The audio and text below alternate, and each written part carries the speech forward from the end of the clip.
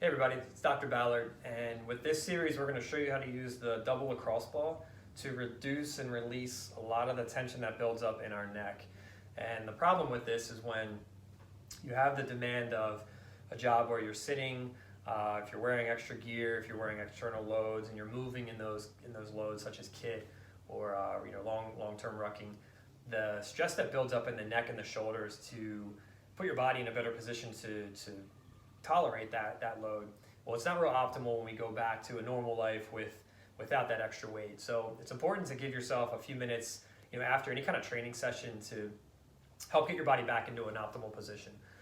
Push-ups, we see this a lot. If somebody's in a push-up position but their hands are out wide or their chin is pointing up, the idea is to reduce that tendency, because we're not trying to have our chin up, we're actually trying to keep that chin down position. And we'll go over a little drill at the end here, and it just kind of shows you how weak we become when our neck is constantly being thrown into that position. So it's also important, before you would do anything self-treatment wise, make sure you didn't have any trauma to the neck. If you fell hard, lost consciousness, something where you had a traumatic injury, severe whiplash, make sure you talk to a provider before you start going directly to a technique like this, because it's just a dense rubber ball, but it still does create quite a bit of pressure up into the upper part of the neck. So we don't want to start digging into anything that could potentially be more serious. Okay, so it's a double lacrosse ball. Some products like this one, it's already attached. Some of them you just buy two lacrosse balls, you can tape them together, but you would find a spot on the ground, and just below your skull line where the muscles attach, you're just going to let the double lacrosse ball dig into that spot. And if I hold that position, I can actually do a little bit of a chin tuck and apply more pressure.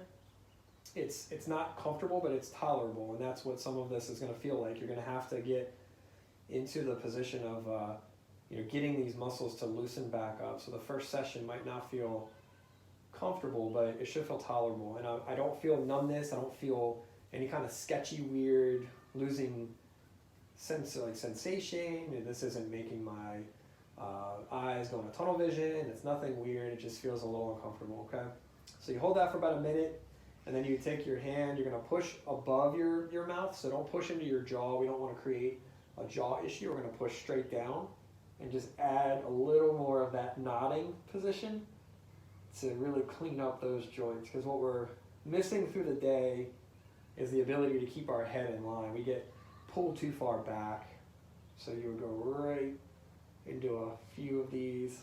5 reps is good, and then you go back in and just let the tissues get a little more pressure.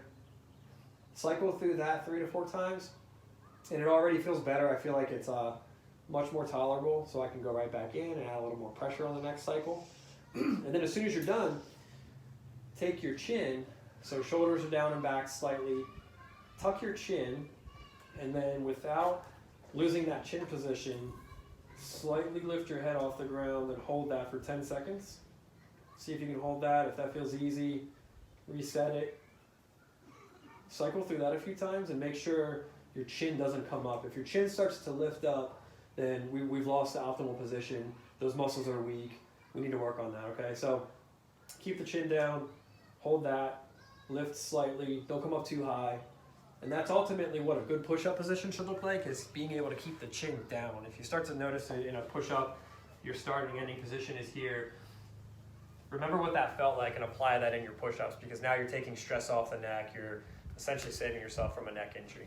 So if you guys have questions on this, you can reach out to myself or any of the other PTs, and we'll guide you through. Thanks.